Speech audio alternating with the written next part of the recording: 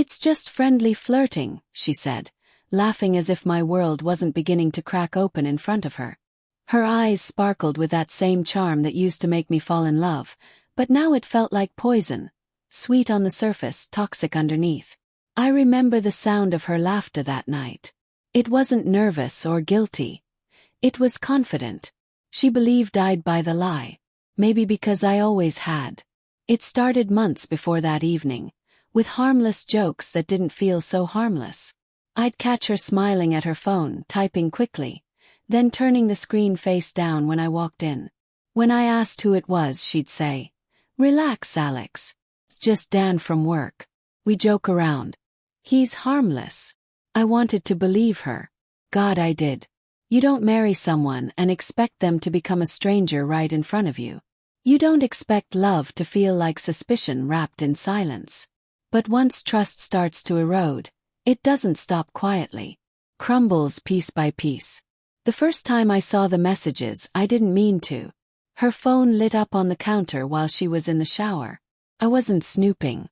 I was just tired of feeling crazy. "Last night was dangerous," smirking face. The words were simple. Teasing. But my chest tightened like I'd been punched. I scrolled, my hands shaking so badly I almost dropped the phone. They talked about inside jokes, drinks after work, little secrets she hadn't shared with me. Nothing explicit yet, but everything between the lines screamed intimacy. It wasn't the words that destroyed me, it was the tone. The kind of warmth she used to give only to me. When I confronted her, she laughed. Actually laughed. "Oh my God, Alex. You're ridiculous. It's flirting. Everyone does it." "Not everyone's married," I said. She shrugged, sipping her wine.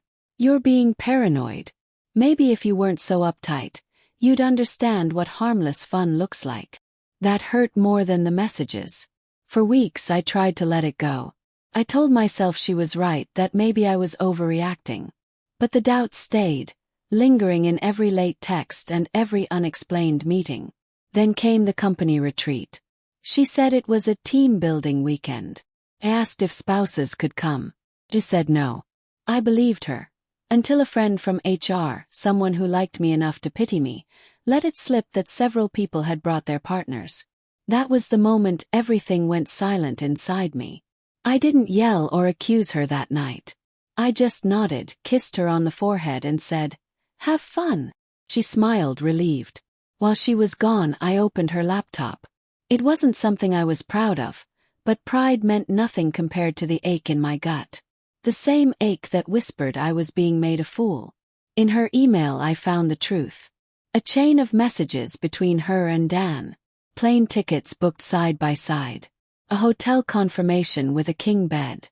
There it was, black and white proof of everything she'd denied. When she came home Sunday night, she smelled faintly of whiskey and another man's cologne. She looked tired, almost guilty, but when she saw me sitting at the table, she forced that practiced smile.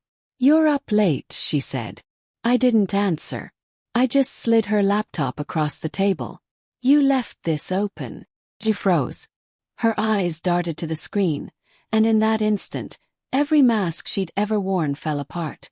Her lips parted but no sound came out. "It's just friendly flirting, right?" I said quietly. Her voice shook. "Alex, it's not what it looks like." "It's exactly what it looks like." She tried to spin it, claimed it was emotional, not physical, that they'd made a mistake. But I'd seen enough. Every word felt like sandpaper against my skin. She cried that night. Begged. Said she loved me, that she'd end it, that she'd do anything to fix it. And maybe, if she'd shown an ounce of remorse earlier, I might have tried. But all I could think about were those words she'd mocked me with. "It's just flirting." So I stayed silent.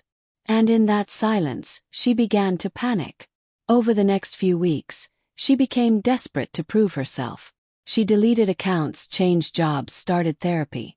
She wanted me to forgive her, to pretend it was a temporary lapse, not a betrayal that gutted everything we built. But forgiveness isn't something you can fake. The more she tried, the more I pulled away. Nights became long, quiet standoffs. Meals went untouched.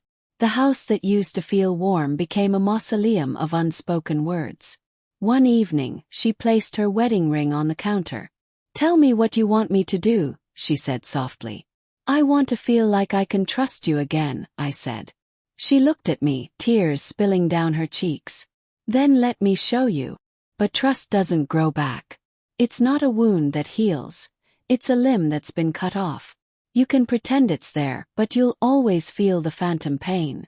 The day I filed for divorce, she came to the courthouse looking like a ghost of herself. Pale, hollow-eyed, trembling. She still wore her wedding band.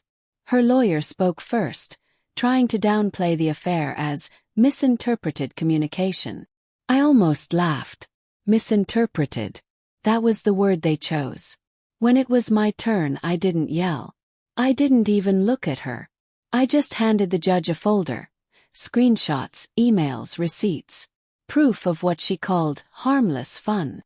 She sat there, staring down at the table as her face drained of color. When the judge looked at her and asked if she had anything to say, she finally met my eyes. Her voice cracked. "It was a mistake." He nodded. "Yes. But it wasn't mine." Afterward in the hallway she stopped me. Her voice was small, broken.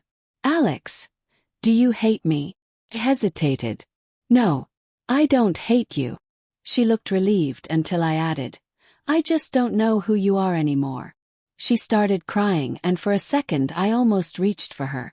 But then I remembered the months of gaslighting, the laughter, the way she made me doubt my own sanity.